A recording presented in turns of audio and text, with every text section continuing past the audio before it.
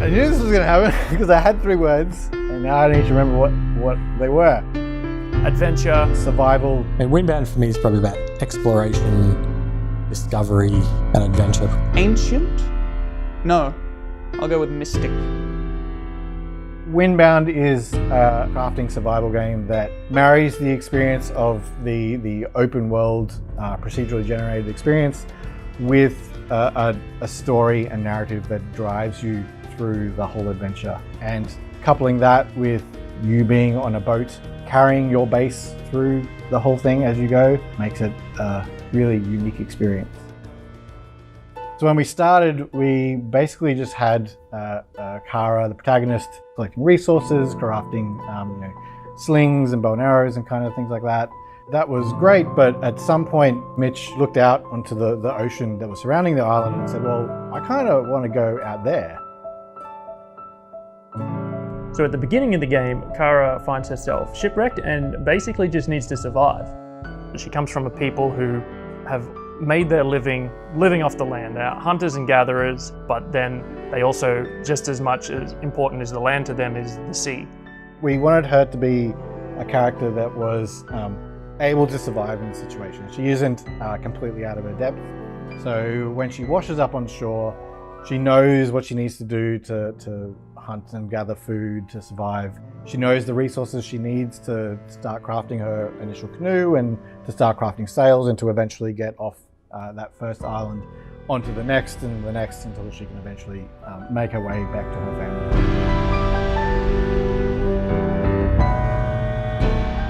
Early on, when you first start the game, you'll more or less see the same types of islands. So it is procedurally generated, but then as you play through the game, there'll be more types of islands with different biomes and different visuals and lighting.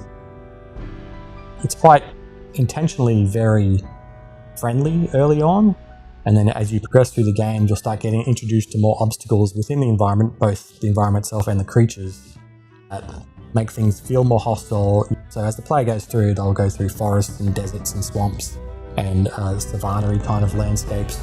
And every player will see that differently, going more into the belly of the beast as you're going through it.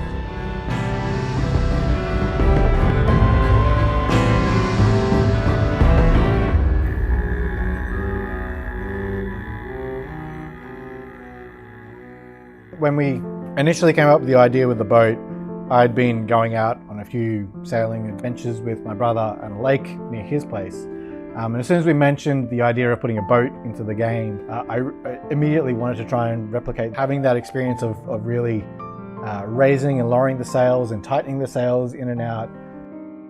Once you get your head around how that actually works, is really rewarding and a really fun experience. The boat was a great way to have players be able to still get that level of commitment and investment in something that they care about and rely on, but also be able to not feel tied down to one single location.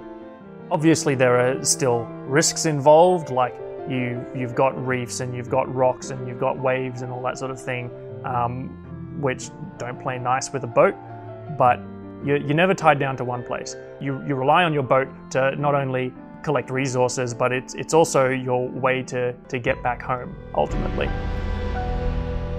Working on the creatures especially, I think is probably my favourite part, as well as being the most challenging. They've all got this level of kind of a bit of familiarity, but they're also very obviously distinct and different from the things you might expect to see. The blink, the sort of little rabbit thing, that's actually just me going like, and you speed it up, you get this sort of thing. Rather than being covered in regular fur, you'll see on their ears, they've got like these sort of, we call them blink fronds. They're almost like a feathery type of thing. And you'll use that for crafting your arrows and things like that. Pond wampers, which will fire toxic sort of sludge at Kara and temporarily poison her or anything else that's around. It's got this big burp, it does. And so I actually had to do this sort of sound and slow that right down. And then it sounds like this giant, tremendous burp.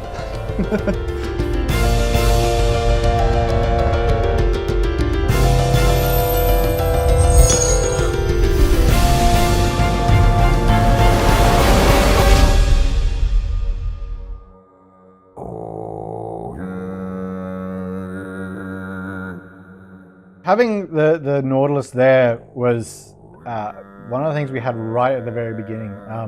Yeah, the idea of having this big creature that played some part in the story and how you got through the world was something that was there right from the very beginning.